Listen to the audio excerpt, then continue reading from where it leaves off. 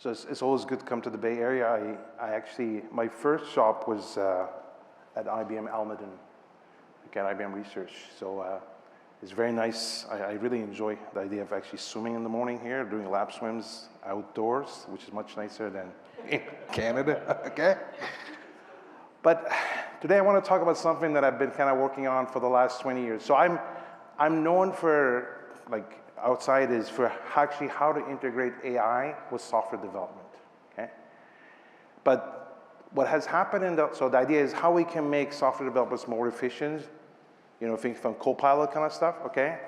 This is something we've been working on for like 20 years, and seeing that rise and the evolution of the technology in the last 5 years is really breathtaking. And as well, especially now, the speed of the technology is getting faster and faster. But what has happened in the last couple of years was generative AI. We believe we're going to a next stage, a stage where anybody could write code, okay? And that's what we call it software for all by all. And I'll give you a very concrete example. So if you have, in your car, you have these windshield wipers, right? And if you have a fancy car, then they will actually be triggered by, so if there's rain, they will actually get triggered and you will actually start doing it, right? And otherwise they will stop. The old software was very complex. But then now a lot of the new cars, there's a good amount of them that what they do is they have an AI model that's trained on pictures of windshields with rain, pictures with windshield without rain.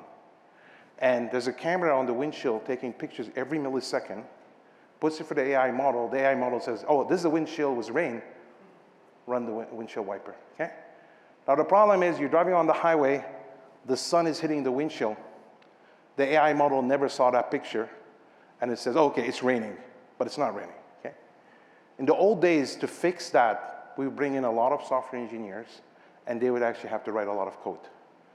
But the way to fix this today is you take a picture, you take 20 more pictures, and you say, these are pictures of windshield and sun hitting it, there is no rain here. Which means anybody, your grandpa, grandma, anybody can now write software, okay? So with that in mind, and I'm starting with this, does that mean this is the end of software engineering? So I'm a software engineering professor, okay, I'm out of business. What I'm going to convince you in the next little while, this is not the end, this is actually the golden age of software engineering and computing, okay? The way I think it today is really what I would call is the calculator moment of the software industry. And to give you a very concrete example of that, so when calculators were created, we didn't collect all the math professors, put them on a boat, and send them down to Siberia. Okay, we still have them. Okay? But instead, math professors and mathematicians started doing the cool, exciting stuff, and they stopped adding big numbers. Okay, people can do that at home. Okay? Same thing. When Excel was created, we didn't say, okay, all accountants, we don't need any more accountants. Everybody can do their taxes using Excel. Same thing happened. 90% of the world can do their accounting and the bookkeeping by themselves, and the 10% bring in the software, the accountants to do the interesting stuff, right? And if you're a software developer, I'm not sure how many people are in the software industry, I can assure you, it is a very boring life as a software developer. There's a lot of annoying things you have to do. Okay? And the fact we don't have to do these, we can now start doing more interesting stuff. We can start building considerably more complex software. Okay? And this is why we believe that this is really the beginning of something much bigger. Okay? Many people can code, and as well the people that are really good at coding and trained on it can build much bigger things to enable these people to even do more complex things. Now, well, this is very nice, and why should we believe you? Okay, I'm going to give you an example from chess. Anybody know what this is? This picture is? Okay, so on this side here, which you don't see, is Deep Blue by IBM. Okay, and Deep Blue was playing chess against Garry Kasparov. Okay, this was kind of a very historical moment because for the first time, AI computer can actually beat a human. Okay, a grandmaster. And today, if you think about it, AI has solved chess.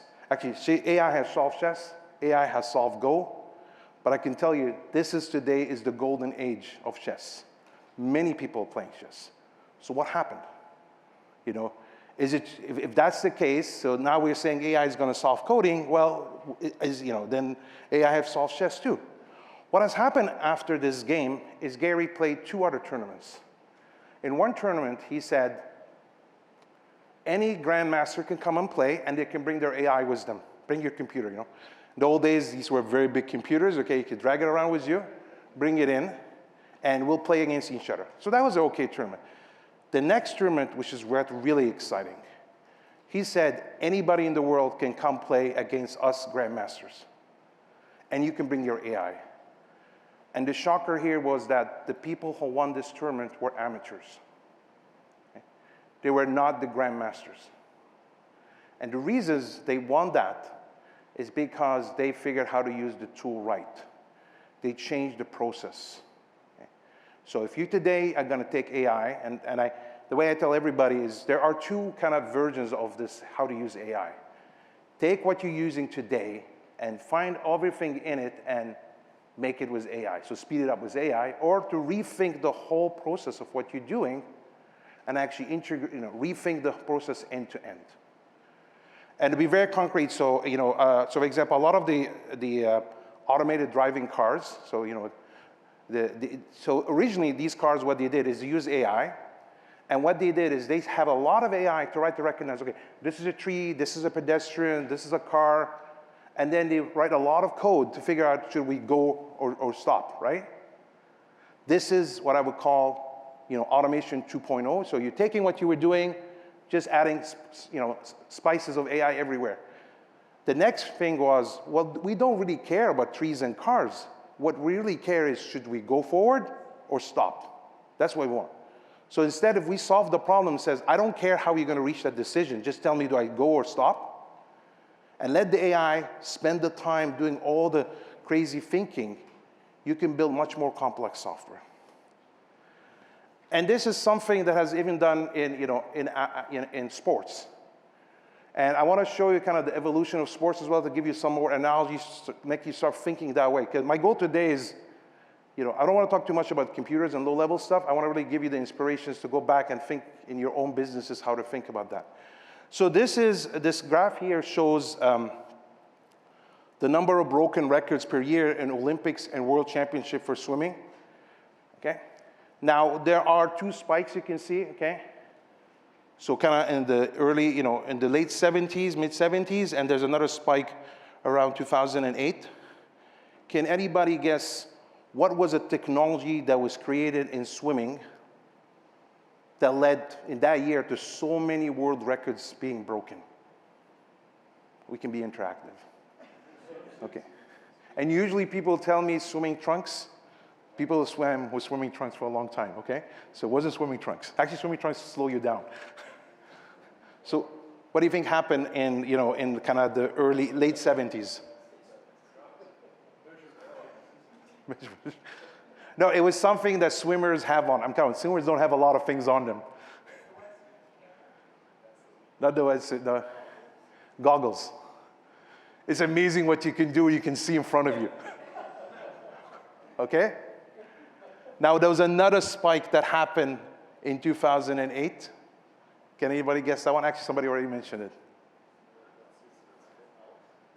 So it was this special swimming suit that was created, okay? It was NASA. It emulates the skin of a shark. Actually, that swimming suit gives you very high buoyancy, and you cannot use that swimming suit in Olympic swimming. Actually, in any competitive swimming, it's actually illegal, okay? It makes you run way, way faster. It was in the Beijing Olympics. So there's a lot of records that were broken during the Beijing Olympics that till very recently nobody could break them. Okay? So these are 2 examples where we have done a technology, we have kind of what we're doing, and we just figured how to speed it up, right?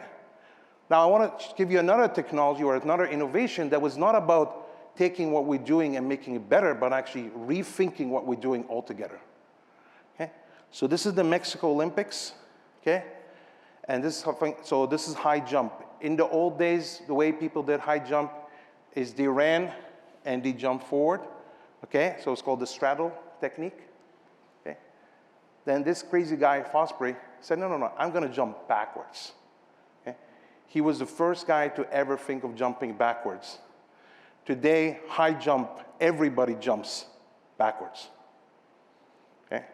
And interestingly, too, this was the only medal that he won. He was not a top athlete, because since then, everybody started emulating him. And that became the standard. Okay? So that's what I'm kind of trying to get people, right? You need to think of how to change the game altogether. Okay?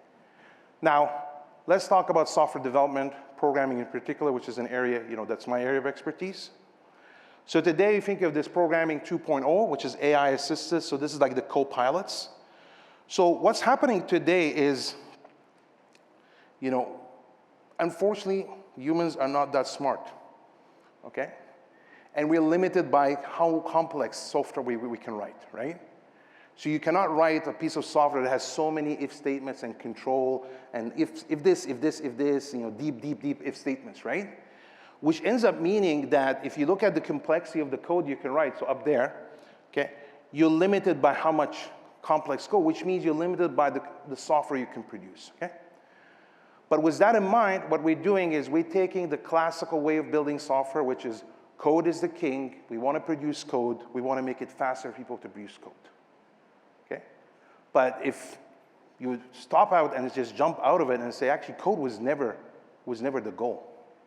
Code was just a medium for us to express our intent, okay? And this is kind of what we call, the Fosbury flop kind of way, right? In here, the AI and the developers are having very deep conversations, not about code, not about if statements, not about control and loops and all that, or which libraries to use. You just tell the AI, this is what I want. This is what I'm imagining as an app would look like. And the AI says, okay, I think I got what you want, but let me clarify with you. Let me go back and forth, okay? And then the AI says, okay, I got it now. I'm going to go in the back. I'm going to go loop as crazy, right? And then I'm going to give you the software that you asked for, okay? On this side, there's no code at all being developed or produced. On this one, it's very code heavy, okay? This is what we believe is the future of software development and how people are going to make software, and this is what's going to enable anybody to write software. Now, not only is this the future, today I want to show you a small demo of some of the work we've been working on that to do that, okay? So this one is a demo of actually building an app, okay, a mobile app. We're not going to at all show anybody code. Instead, we're going to show them, they're going to talk to the AI is going to give them ideas, they're going to go back and forth as the AI discuss it, ask them to remove stuff, roll back everything automatically, and then at the end, you have an app that you want to work with, okay? Ooh.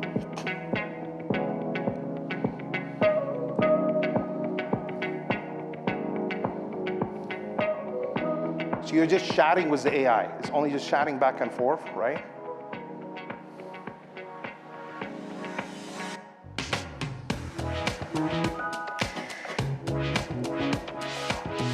So it shows you different options you can work with, so different options you can pick from. Okay, then you say, you know what, I like this app, this idea you have for me. Okay, so it's very different. It's almost like having a partner, an AI partner that's working with you. I have a good idea. So the same way when you actually do renovation at home, right? A designer comes and says, "What do you think of this?" He says, "I like this." "Oh, you know what? I don't like this." "Oh, now he says, okay, give me some ideas to improve my app." It says, okay, maybe you want to try. You like an idea, okay? So here, I want to be able to customize the theme of my app, so make it like a dark theme, okay? Then I should say, can you add a dark theme toggle on my app? Okay? And then boom, over here, the app is regenerated, the code is generated, everything is done in the back. Okay? And then you say you don't like it, it's just unroll back. Okay? And we're not coding, we're conversing, we're talking back and forth. Okay?